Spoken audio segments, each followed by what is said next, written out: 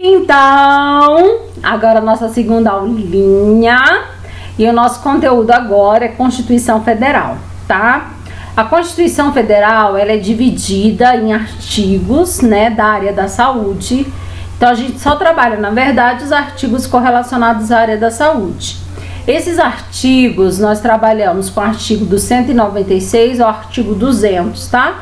Então, 196, 197, 198, 199 e 200.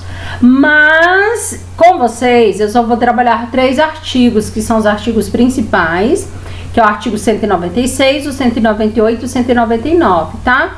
O 200 eu não vou trabalhar assim, né, de forma mais direcionada, porque na 8080 a gente fala um pouquinho sobre o artigo 6º e ele é a repetição do artigo 200 da Constituição, tá? E nem o 197, porque o 197 ele fala só que cabe ao poder público arcar com essas ações. E para vocês o entendimento necessário mesmo é só do 196, 198 e 199, certo? Então vamos lá, é assim. Quando a gente trata da Constituição, a gente determina, né, a gente cita que a Constituição é a base legal que fundamenta a criação do Sistema Único de Saúde, tá? Então, se você procurar assim, tá, André, o SUS nasce quando, né? Quando que é o nascimento do SUS? Exatamente dentro da Constituição, ou seja, o artigo 196, tá? Então, se você pegar o material aí que está disponibilizado, que eu coloquei ali os artigos, né, para você ter acesso, que é aquele material que você precisa ler, né? Toda semana tem um material. Nessa segunda semana, esse material é correlacionado a esses artigos da Constituição. Você vai conseguir identificar que lá está o artigo na íntegra, né? Do jeito que está lá no texto constitucional.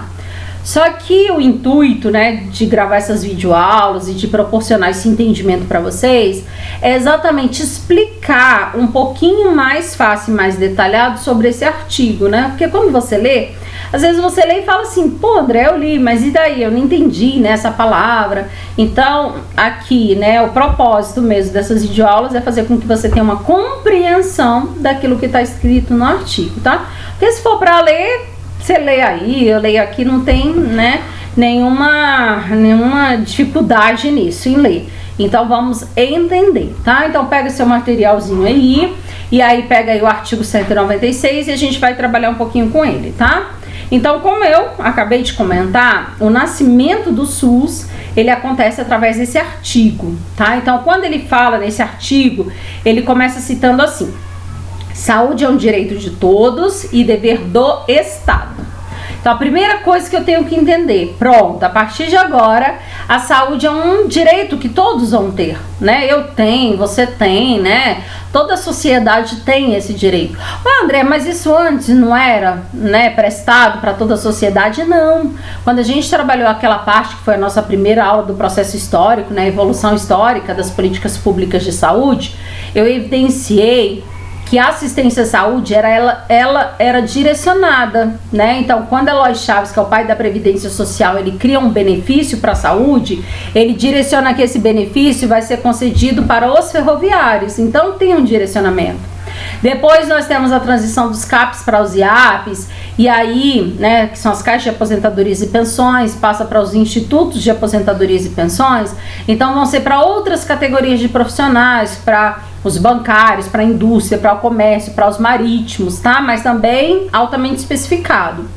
Depois a gente teve uma alteração, que foi no período de 64 até 84, que a gente chama de ditadura militar, que é quando o governo passa a assumir essas responsabilidades e ele transfere esses institutos para um único instituto, que é o INPS, Instituto Nacional da Previdência Social. Só que para você ter esse benefício, você tem que contribuir, você tem que pagar. E aí, são todas as pessoas que vão ter como pagar? Não, tá? Então, quando a gente traduz esse artigo e fala que agora sim, saúde é um direito de todos, dever do Estado, é justificando isso como uma base legal, tá? Então, antes, eu não posso afirmar que saúde era um direito de todos e que o Estado ele tinha que cumprir com isso, não, tá? Isso só a partir da Constituição. Depois ele utiliza, seguindo aí no seu material, ele fala que essas ações elas serão garantidas mediante políticas sociais e econômicas. O que é isso, André, mediante políticas sociais e econômicas? Políticas sociais são todas essas políticas de interesse para a saúde. Exemplo, a política do homem, a política da mulher, a política da criança, a política nacional de imunização, tá? Então são políticas direcionadas à área da saúde. E as políticas econômicas é o dinheiro que está sendo assegurado para que essas políticas sociais sejam cumpridas. Então olha só como eles pensaram em tudo. Eles falaram assim, gente, vamos garantir as políticas sociais, que são os programas, vamos. Mas se a gente não garantir o dinheiro para que essas políticas sejam cumpridas, o que depois eles vão falar? Ah, nós não cumprimos, nós não colocamos esse programa porque não tinha dinheiro, tá? Então, por isso que é importante você ter o entendimento do que, né, ele traduz como políticas econômicas e sociais, para você ter essa compreensão daquilo que está sendo garantido, tá?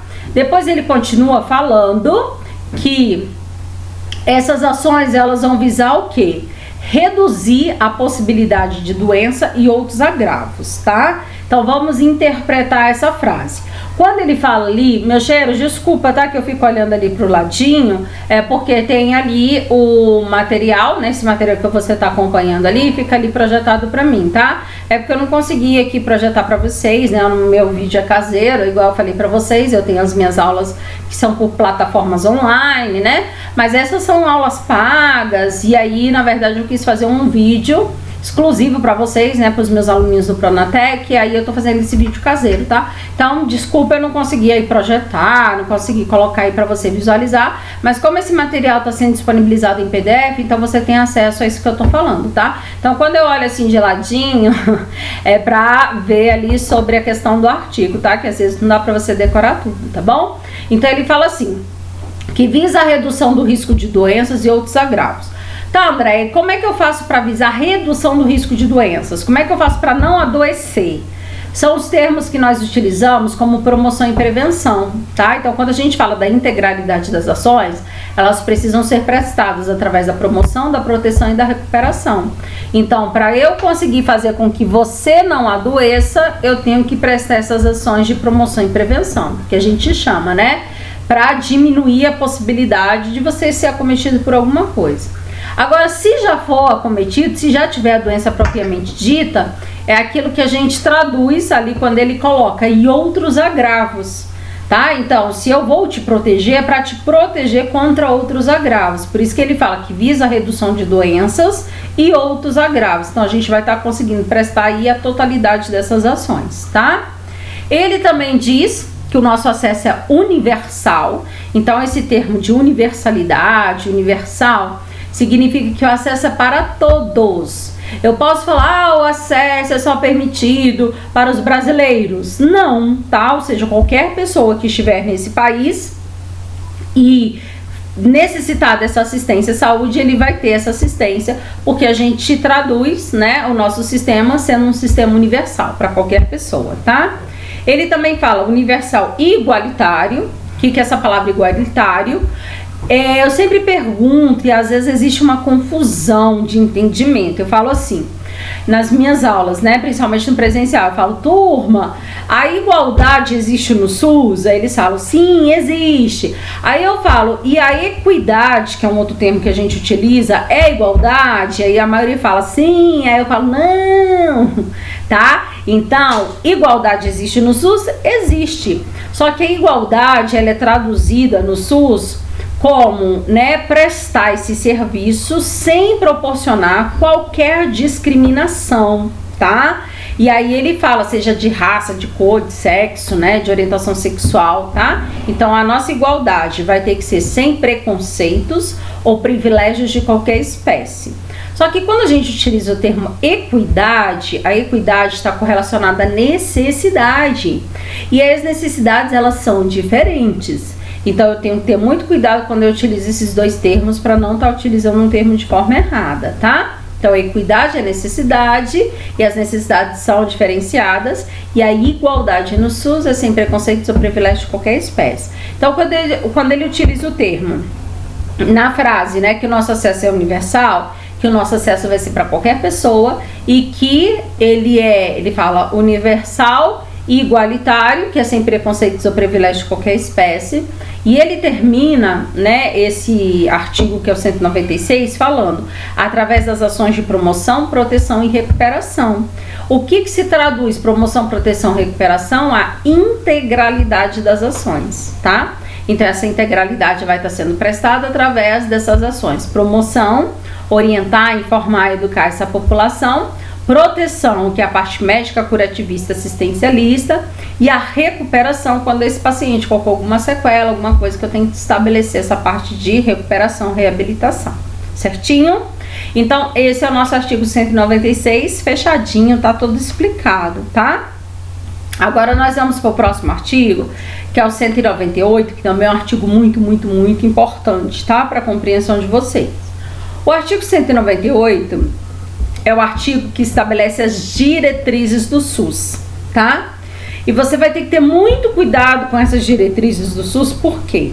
Porque quando a gente fala de diretrizes do SUS, são só 3, apenas 3. Só que lá na 8080, que vai ser a nossa próxima aula, né? Porque eu estou ministrando a Constituição agora, na 8080, nós vamos trabalhar com o artigo 7º, que ele fala das diretrizes e dos princípios. Então eu vou repetir de novo lá essas 3 diretrizes. Só que lá nós vamos acrescentar os princípios. Só que na Constituição eu tenho princípios? Não, os princípios eles só serão evidenciados dentro do 8080. Então tem aluninho que acha que é a mesma coisa. Quando eu falo de princípios e diretrizes, ele acha que é uma coisa só e não é. Então diretrizes é o que nós vamos trabalhar agora, que é o artigo 198. E os princípios do SUS. E também as diretrizes nós vamos encontrar dentro da 8080, que é só a nossa próxima aula, no artigo 7º, tá? Então, se eu perguntasse em alguma avaliação nossa, né, lá no fórum que a gente vai interagir, né, que a gente está interagindo já, né, eu já estou aí considerando essa nossa interação, porque nós já estamos na segunda semana, tá? Se a gente já está na segunda semana, ó, já nos conhecemos, já tem essa intimidade, tá? Então, lá no fórum, exemplo, eu coloco lá uma questão falando assim, quais são as diretrizes do SUS? Tá? Então, se eu falar de diretrizes, eu só posso estabelecer essas 3. Ah, mas eu peguei lá um princípio achando que era diretriz lá do 8080, de jeito nenhum, tá? Então, tem que saber diferenciar. A primeira diretriz é o que nós chamamos de descentralização com direção única em cada esfera de governo. Então, vamos entender o primeiro o que é essa descentralização. As ações antes da criação do SUS, elas eram centralizadas. Centralizadas onde? No Ministério da Saúde. Então o Ministério da Saúde era o detentor do poder máximo. Só que o Ministério da Saúde, ele conhecia as necessidades daquele meu municípiozinho lá no interior do Maranhão, do Piauí, do Ceará. Conhecia nada, meu cheiro. Então o que ele fazia? Ele mandava um pacote igualzinho para todo mundo. Dava certo isso? Não dava certo. Então, qual é a ideia? Descentraliza, tira o poder máximo da União e passa também para os estados e para os municípios. Então, isso que nós chamamos de descentralização. Tirar o poder máximo que era centralizado na União e compartilhar entre estados e municípios. Quando existe esse processo de descentralização, quando a gente fala dessa descentralização, obrigatoriamente essa descentralização vai ter que ser feita através de uma direção única. E o que significa essa direção única em cada esfera de governo? Significa que na União, que é a nossa primeira esfera, nós vamos ter uma direção única que vai ser aquele que vai ser responsável pela União, que é a esfera federal, que vai ser quem? O Ministério da Saúde, tá? Então o Ministério da Saúde é a direção única da União. A segunda esfera são os estados e os municípios, tá? Então nós falamos esferas de governo, então a segunda são os estados e os municípios. Sendo que a direção única dos estados e dos municípios são as secretarias estaduais de saúde, tá? Que a gente chama de SES. E a direção única do município, tá? Que é as nossas esferas de governo, União, estados, DF, municípios. Então, lá no município, a nossa direção única vai ser a Secretaria Municipal de Saúde, ok? Então, vai ser assim. Quando a gente fala de esferas de governo, quais são elas? Quais são as nossas esferas de governo? União, estados, DF e municípios. E qual a direção única em cada esfera de governo? Na União, Ministério da Saúde. Nos estados, a Secretaria Estadual de Saúde, e nos municípios, a Secretaria Municipal de Saúde. Fechamos? Então pronto, já entendeu o processo de descentralizar, tirar o poder máximo da União e compartilhar entre estados e municípios. A segunda diretriz também é tranquila, porque a gente já até comentou, é a integralidade das ações, tá? Integralidade. Como que isso vai ser feito? A integralidade das ações, ela vai ser feita através de proporcionar um atendimento, dando ênfase às ações preventivas, mas sem descartar as assistenciais. Ué, Andréia, mas você não falou que integralidade, eu tenho que utilizar os termos promoção, proteção e recuperação, porque eu não falo de integralidade sem promoção, proteção e recuperação? Sim, falei. Só que quando ele fala dando ênfase às ações preventivas, essa palavra preventiva já subentende-se o quê? Promoção e prevenção. E quando ele usa o termo assistenciais, é a mesma coisa também se ele usasse curativos ou curativistas, significa que ele está utilizando dentro dessa palavra as palavras proteção e recuperação. Então eu falo da integralidade, tá? Só que eu não uso a palavra integralidade, mas eu uso os termos que são correlacionados à integralidade, que são as ações de prevenção, tá? As ações de proteção e recuperação. Por isso que ele fala, dando ênfase às ações preventivas, sem descartar, sem considerar as assistenciais, que é a proteção e a recuperação, ok? Então, já comentei também a segunda diretriz, integralidade das ações. A terceira é a mais fácil, porque ele fala da participação da comunidade. Como que essa participação, né? Como que essa comunidade vai participar? Dentro da Constituição ele não cita, tá, meus cheiros? Ele só fala participação da comunidade. Dentro da 8080 ele também não cita, ele só fala participação da comunidade. Então, quando que ele vai citar, André? É só na Lei 8.142. Porque a Lei 8.142, ela vai fazer um detalhamento dos conselhos, tá? Então, ele vai trabalhar com esses conselhos de saúde, que é o Conselho Nacional, o Conselho Estadual e o Conselho Municipal, e também com as nossas conferências. Então, a participação da comunidade, ela vai acontecer através dos conselhos ou das conferências de saúde, tá bom? É disso que você precisa entender. Apesar da Constituição não citar isso, tá? Porque nós estamos estudando Constituição, a Constituição não cita, não fala sobre isso, só fala que ela vai participar. Eu só estou falando porque a gente trabalha com esse conteúdo, né? Ministra esse conteúdo a 8.142, não vou ministrar para vocês, mas nesse conteúdo, que é a lei complementar, né? Que complementa a 8080, a gente evidencia a participação da comunidade através dessas duas modalidades, conselhos e conferências, tá? Então, olha só, meus cheirinhos, se a gente começar essas discussões lá no fórum, né? Não sei se foi essa questão que eu lancei no fórum, não, para essa semana, tá? Mas se em algum momento eu perguntar sobre as diretrizes do SUS, a base legal é essa, tá? Descentralizar, com direção única em cada esfera de governo, atendimento integral, dando ênfase às ações preventivas sem descartar as assistenciais e participação da comunidade. Só, nada mais, tá bom? Para fechar o nosso videozinho, eu vou,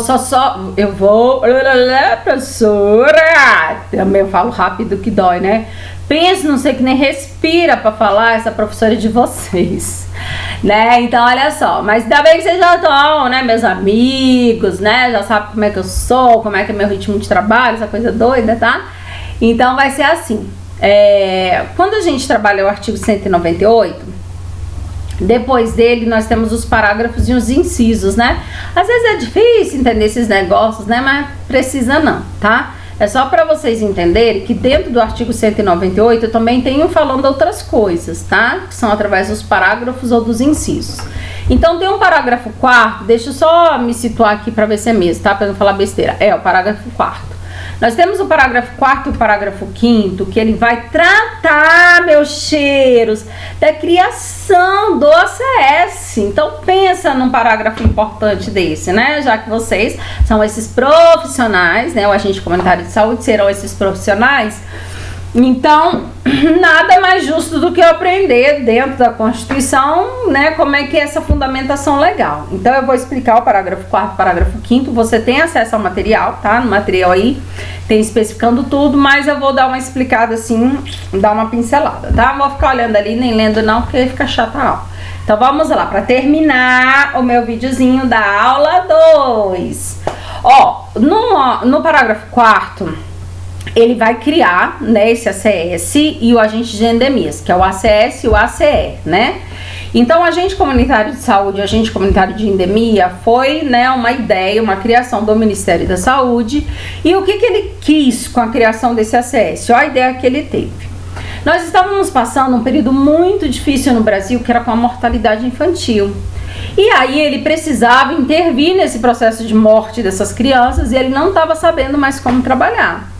Aí ele teve uma ideia, ele falou, gente, já pensou se eu pegar alguém da comunidade que conhece muito aquela comunidade lá, ele vai passar essa informação pro posto de saúde. Aí o posto de saúde, sabendo que existe lá uma criança, né, que está apresentando um grave estado de desnutrição acentuado, né, que é uma criança que está lá com vários problemas, o que esses profissionais vão fazer? Eles vão até a casa dessa criança e vão tratar essa criança lá em domicílio, lá na casa dela, tá?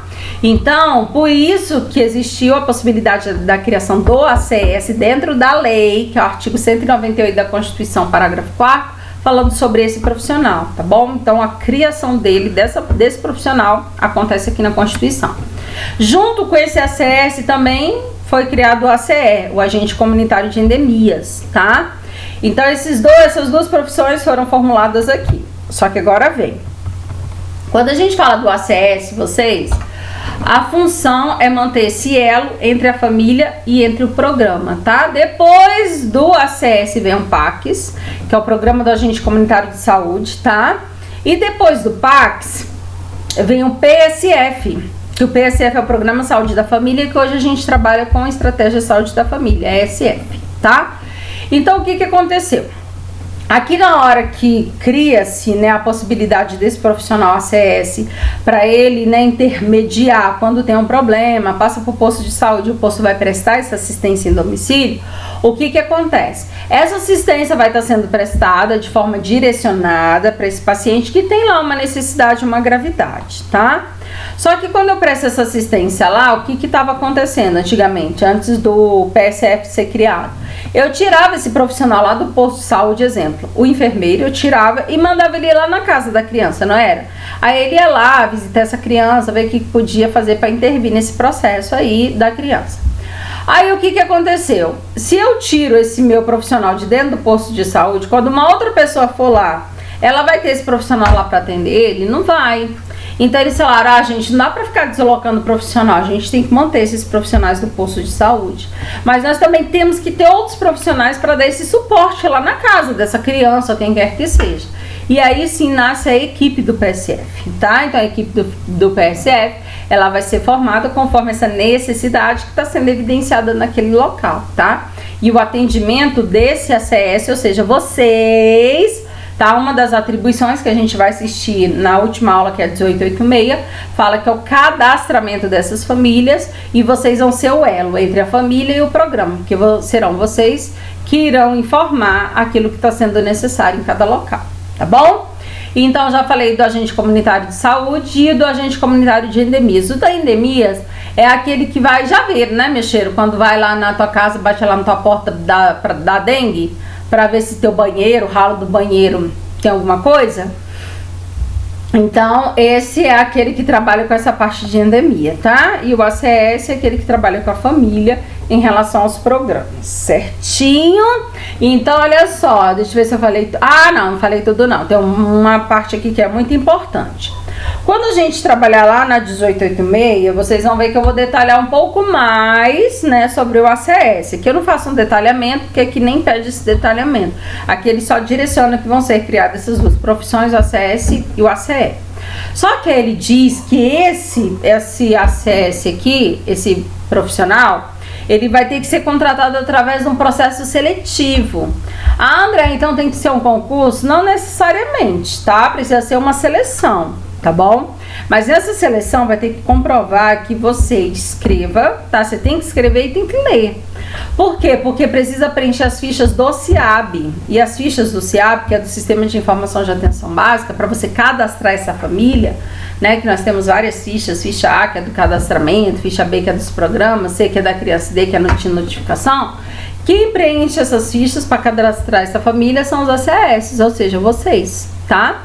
E aí, como é que eu vou fazer isso? Eu não sei nem ler, se eu não sei escrever, tá? Então tem que ser feito um processo seletivo, pode ser simplificado. O município que é responsável por fazer isso daí, tá? E aí sim, depois ele vai para esse curso de formação, que ele tem que passar por um curso de formação, para sim ele poder ingressar aí sendo ACS, tá? Agora o parágrafo 5º, que é para terminar esse bloco aqui, a gente termina essa nossa aulinha, que é a aulinha da segunda semana. Fiquem atentos, porque no artigo 5º ele diz que o agente de endemias, o agente comunitário de saúde, ele pode perder o cargo dele por justa causa. Ah, André, por que ele foi tão rigoroso falando aí, né, de mandar embora? Então eu vou poder ser mandado embora? Gente, não é assim, tá? Mas eu só quero que fique claro que isso existe na lei. A lei deu essa base legal falando que se o ACS, o agente de endemias, não cumprir com aquilo que for determinado, ele perde o cargo dele por justa causa, tá? Ah, André, por que só falou do ACS, do ACE? Que discriminação é essa? Não é, meu cheiro, é porque esses dois profissionais, não tem como eu colocar um GPS lá grudado nele, não tem como eu ficar mandando uma pessoa atrás dele, senão vai ter que fazer 2 serviços, né? Então eu tenho que confiar que ele realmente está fazendo aquilo. Então, exemplo, se de manhã ele precisa visitar 5 famílias, à tarde ele precisa visitar mais 5 famílias, só que ele só visitou de manhã e à tarde não, o que vai acontecer? Esse local vai estar coberto? Não, porque não vai estar coberto, porque ele não foi visitar as outras famílias, tá? E aí, como é que eu vou saber? Vou ter que confiar nele. Às vezes a gente faz até por amostragem, né? Vai lá e vê se tá fazendo no local. Principalmente a CE, né? Que atrás da porta do banheiro coloca aquele negocinho pra ir preenchendo, tá? Então, assim, tem várias possibilidades. Mas o que eu quero que vocês entendam que quando não existir esse compromisso, tá, com essa comunidade e for comprovado, claro, ele pode perder o cargo dele aí por justa causa, tá? Então era isso mesmo que eu tinha para falar para vocês do artigo, que a gente tá no artigo 198, que fala das diretrizes do SUS, tá?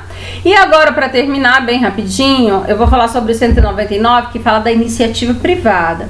André, o que eu preciso saber da iniciativa privada? A primeira coisa é que a saúde é livre iniciativa privada. Então, se a iniciativa privada quiser participar do SUS, ela vai participar, tá? A iniciativa privada dos nossos hospitais privados, tá bom? Só que ele fala que para ele participar desse hospital privado, vai ter que ser mediante contrato ou convênio. E aí eu tenho que estabelecer a diferença. Vai ser assim, contrato, ele visa fins lucrativos. Então, se eu tenho um hospital lá que é contratado pelo SUS, é porque ele ganha em cima do SUS esse lucro. Agora, quando eu falo de convênios, aí não, é que não visam fins lucrativos, tá? Então, às vezes eu vejo as pessoas falando isso de forma muito errada. Ah, porque o hospital que eu trabalho, no hospital particular lá, ele é conveniado ao SUS. Não é conveniado, ele é contratado do SUS, tá? Conveniados são os hospitais universitários, são os hospitais filantrópicos, as Santas Casas de Misericórdia, tá? Então, isso sim a gente considera como os nossos convênios, porque não visam fins lucrativos, certinho? E na hora que eu for decidir, André, eu decido pelo contrato ou pelo convênio? Sempre por aquele que não visa fins lucrativos, ou seja, os nossos convênios, tá? Que são as entidades filantrópicas sem fins lucrativos. Então, tá, vou terminar aí com o parágrafo 3º e com o parágrafo 4º. O parágrafo 3º, ele diz que é vedado, que é proibido, tá? A destinação de dinheiro a empresas privadas que visam fins lucrativos. Ué, André, tu acabou de falar, me confundiu todo. Você falou que contrato, ele visa fins lucrativos. E agora você está falando que é vedado, que é proibido destinar esse dinheiro para essas empresas privadas? Então, olha só, mexer, cuidado com o entendimento. Quando eu falo destinar esse dinheiro, significa que eu vou te dar, ó, hospital particular, vou te dar 1 milhão para você cuidar dos meus pacientes. É proibido, não pode. Então, como que é feito? Nós mandamos o paciente, você recebe esse paciente, presta toda a assistência, e aí depois que você prestar essa assistência, você me manda uma conta e eu vou pagar por um serviço já prestado.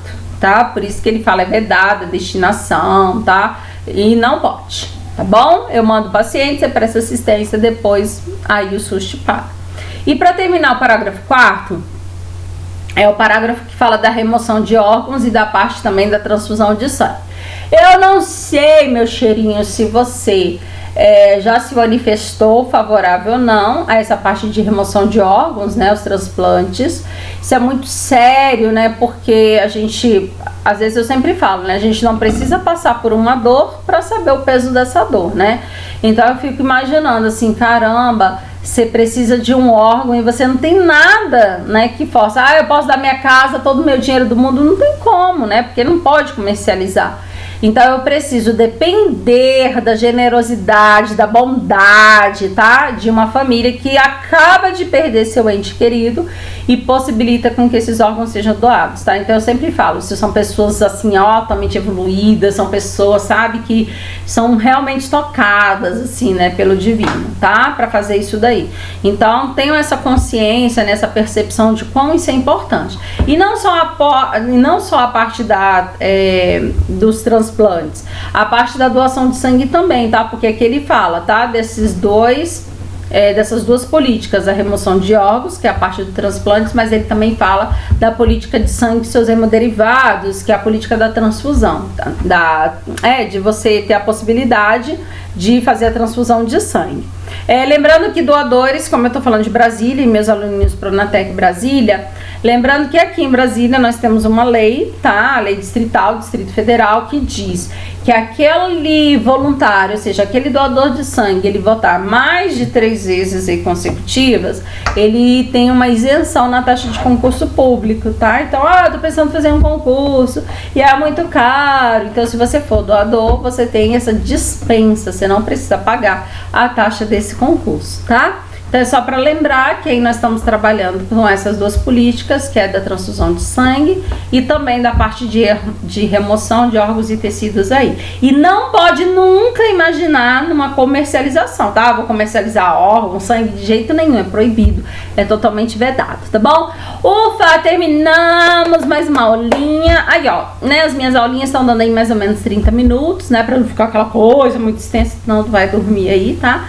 Mas é rapidinho mesmo. É só para você pegar o material, dar uma olhadinha aqui na videoaula e fazer com que isso fique mais fácil, né? Essa compreensão fique mais fácil. E não esqueçam de participar do nosso fórum, porque vocês estão sendo avaliados, tá? Individualmente através do fórum. Eu dou uma olhadinha lá, quem tá participando, quem tá interagindo, e já vou lá possibilitando minhas notinhas para no final a gente fechar aí sem que ninguém fique devendo nota para mim, tá? Passe direto, tá bom? E não tenha que rever de novo essa lei, tá? Então, meus cheirinhos, termino aqui. E o próximo bloco, ou seja, a nossa próxima videoaula vai ser em relação ao nosso terceiro conteúdo, né? Primeiro, Constituição. Não, que terceiro, Andréia? Segundo conteúdo, né? É segundo? Não, é terceiro. Hoje, gente, a professora tá desorientada demais, né? Ô, meus cheiros, relevem, tá? Mas é porque hoje eu já ministrei aula o dia inteiro, então é muita coisa. E agora eu prometi que ia gravar esse vídeo pra vocês. E aí, acabei de ministrar a aula o dia todo e ainda tô gravando aqui, tá? Então, o primeiro foi a história, o segundo é esse que nós acabamos de falar, que é a Constituição, é o terceiro conteúdo, que é a 80-80, tá? Então é rapidão, só dá tempo de tomar uma água, ir no banheiro, comer alguma coisa e voltar para nossa próxima aula, né? Apesar que é a terceira semana, né? A 80-80. Já volto!